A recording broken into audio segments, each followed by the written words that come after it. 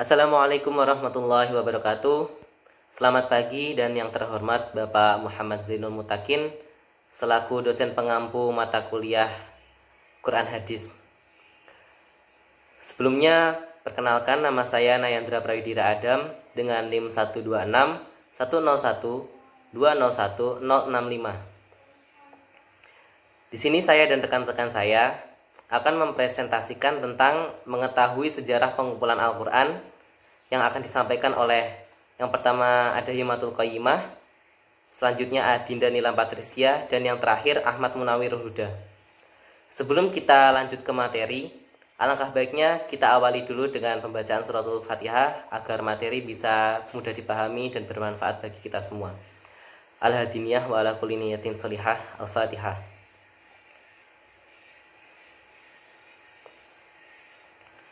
Amin amin ya robbal alamin. Langsung saja penyampaian materi dan dilanjutkan dengan diskusi. Saya akan menjelaskan materi tentang pengertian pengumpulan Al-Quran. Merujuk kepada definisi Al-Quran yang sebelumnya telah disepakati oleh para ulama, maka materi Al-Quran yang merupakan mukjizat itu sampai kepada kita melalui proses penukilan, bukan periwayatan, yang berarti memindahkan materi yang sama dari sumber asli ke dalam mushaf. Karena itu, pengumpulan Al-Quran itu tidak lain merupakan bentuk penghafalan Al-Quran di dada dan penulisannya dalam lembaran. Sebab dua realitas inilah yang mencerminkan proses penukilan materi Al-Quran. Dua realitas penghafalan Al-Quran di dada dan penulisannya dalam lembaran ini secara real telah berlangsung dari kurun ke kurun sejak Rasul hingga kini dan bahkan hari kiamat. Saya akan menjelaskan pengumpulan Al-Quran pada masa Nabi. Unit-unit wahyu yang diterima Muhammad pada faktanya dipelihara dari kemusnahan dengan dua cara utama: menyimpannya ke dalam dada manusia atau menghafalkannya, dan kedua, merekamnya secara tertulis di atas berbagai jenis bahan untuk menulis. Jadi, ketika para sarjana muslim berbicara tentang Jam'ul Quran pada masa Nabi, tradisi hafalan yang kuat di kalangan masyarakat Arab telah memungkinkan terpeliharanya Al-Quran dalam cara semacam itu, lalu menyampaikannya kepada para pengikutnya, yang kemudian menghafalkannya. Sejumlah hadis menjelaskan berbagai upaya Nabi dalam merangsang penghafalan wahyu-wahyu yang telah diterimanya. Saya akan menerangkan tentang pengumpulan Al-Quran pada masa Khulafaur Rasyidin. Pertama, Al-Quran pada masa Khalifah Abu Bakar. Setelah Nabi Muhammad wafat, kaum muslim mengangkat Abu Bakar sebagai Rasyidin, menggantikan beliau sebagai khalifah yang pertama pada masa permulaan kekhalifahan pemerintahan Abu Bakar. Timbul suatu keadaan yang mendorong pengumpulan ayat-ayat Al-Quran dalam satu mushaf. Yang kedua, Al-Quran pada masa Khalifah Umar bin Khattab. Pada masa Khalifah Umar bin Khattab, kegiatan penyiaran dakwah Islam demikian besar sehingga daerah Khalifah Islam sampai ke Mesir dan Persia. Khalifah Umar bin Khattab mengarahkan pada kegiatan dakwah tersebut. Kumpulan Al-Quran yang disimpan oleh Abu Bakar kemudian disimpan oleh Umar hanya disalin menjadi satu mushaf.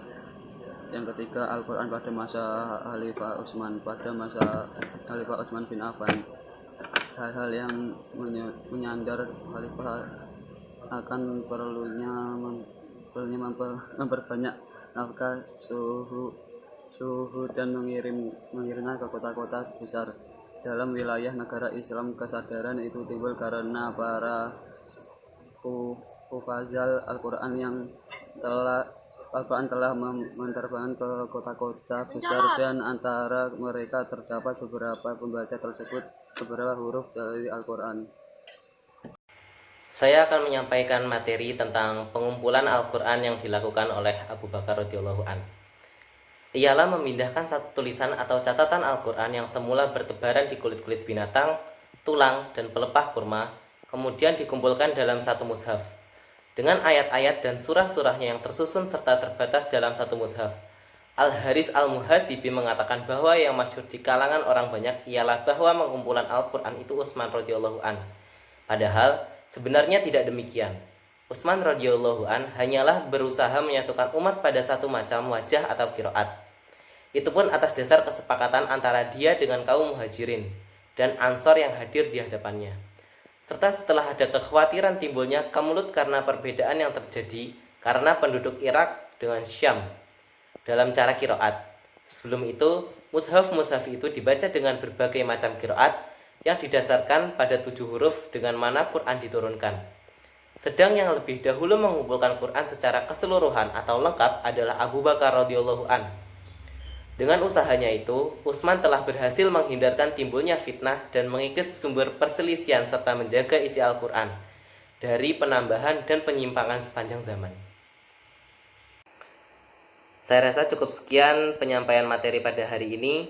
Terima kasih kepada teman-teman yang ikut serta dalam diskusi pada materi kali ini, dan terima kasih juga kepada Bapak Muhammad Zainul Mutakin yang telah membimbing kami pada hari ini. Semoga apa yang kita dapatkan bisa bermanfaat bagi kita semua. Amin amin ya robbal alamin. Dari kami kurang lebihnya mohon maaf. Assalamualaikum warahmatullahi wabarakatuh.